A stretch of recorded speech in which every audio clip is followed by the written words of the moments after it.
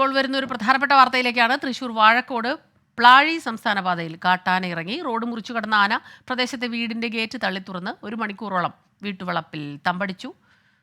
ദൃശ്യങ്ങളാണ് ഇപ്പോൾ പ്രേക്ഷകർ കാണുന്നത്. വ്യാപകമായി കൃഷിയും നശിപ്പിച്ചിട്ടുണ്ട് ആന. സുരജ് സജ്ജി ചേരുന്നുണ്ട് തൃശ്ശൂരിൽ നിന്ന് വിവരങ്ങളുമായി.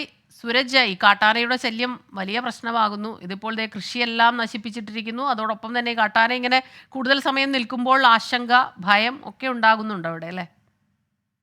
പിന്നെ തീർച്ചയായും അതോടൊപ്പം തന്നെ ഈ സംസ്ഥാന പാതയിൽ ആദ്യമായാണ് ഈ കാട്ടാന ഇറങ്ങുന്നത് എന്നുള്ളതാണ് ഈ പ്രദേശവാസികളെ സംബന്ധിച്ചുള്ള ഏറ്റവും വലിയ ആശങ്ക. നേരത്തെ ഈ വാഴക്കോട് മേഖലയിലൊക്കെ ഈ മലയോര മേഖലയോട് ചേർന്ന് കാട്ടാന ഇറങ്ങിയിട്ടുണ്ടെങ്കിലും ഈ പ്രധാന പാതയിലേക്ക് കാട്ടാന എത്തിയിരുന്നില്ല.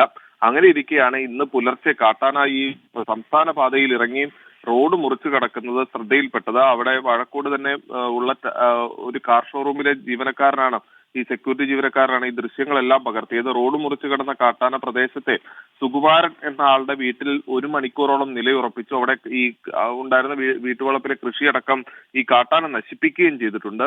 ഈ കുതിരാൻ തുരങ്കം തുറന്നതിന് ശേഷമാണ് ഈ ചേലക്കര ഉൾപ്പെടെ ഈ വാഴക്കോട് മേഖലയിലേക്ക് കാട്ടാനയുടെ സഞ്ചാരം തുടങ്ങിയത്. പക്ഷേ ഇത് ഈ മേഖലയിലേക്ക് രൂക്ഷമായി കാട്ടാന ശല്യം മാറുന്നു, അല്ലെങ്കിൽ കാട്ടാനകൾ കൂടുതലായി ഇങ്ങോട്ടേക്ക് എത്തുന്നു എന്നൊരു പരാതി ഈ പ്രദേശവാസികളെ സംബന്ധിച്ചുണ്ട്. അത് നിലനിൽക്കെയാണ് ഇപ്പോൾ ഈ സംസ്ഥാന പാതയിൽ തന്നെ റോഡിന് നടുവിൽ കാട്ടാന ഇറങ്ങി നിൽക്കുന്ന ഒരു സാഹചര്യമുണ്ട്. അതെന്തായാലും പ്രദേശവാസികളെ സംബന്ധിച്ച് വലിയ ആശങ്ക നിലനിൽക്കുന്നു. നേരത്തെ ഈ മേഖലയിൽ അകമല ഫോറസ്റ്റ് സ്റ്റേഷൻ അടക്കമുണ്ടായിരുന്നു. അത് കുറച്ച് നാളുകൾക്ക് മുമ്പ് അടച്ചുപൂട്ടുകയും ചെയ്തു. ഈ അകമല ഫോറസ്റ്റ് സ്റ്റേഷൻ അടിയന്തരമായി പുനഃസ്ഥാപിക്കണം എന്നൊരു ആവശ്യമാണ് ഈ ഘട്ടത്തിൽ പൊതുജനങ്ങൾ മുന്നോട്ട് വെക്കുന്ന. സ്മിത, സുരജ് സജ്ജിയാണ് വിവരങ്ങൾ നൽകിക്കൊണ്ടിരിക്കുന്നത്. സംസ്ഥാന പാതയിലേക്ക് ആന വന്നതാണ് കൂടുതൽ ആശങ്ക ഉണ്ടാക്കുന്നത്.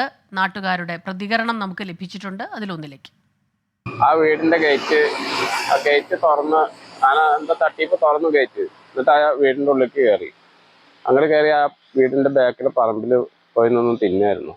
1 മണിക്കൂറോളം അവിടെ നിന്നു. അപ്പോൾ ഇപ്പുറത്തെ ആ ചായക്കടയിലൊക്കെ പോലീസിനെ വിളിച്ച് പറഞ്ഞു. അപ്പോൾ അവർ ഫോറസ്റ്റും ഒക്കെ വന്നിട്ട് അവിടെ ഒന്ന് നോക്കി. അപ്പോൾ ആന അവിടെ നിൽക്കണ്ടായിരുന്നു. എന്നിട്ട് അവർ പടക്കമൊക്കെ പൊട്ടിച്ചപ്പോൾ ആന ഇങ്ങോട്ട് തന്നെ ഇറങ്ങി റോഡ് മുറിച്ച് ഇങ്ങോട്ട് കടന്നു. അവർ പടക്കമൊക്കെ പൊട്ടിച്ച് അത് കാട്ടിലേക്ക് കയറ്റി വിട്ടു.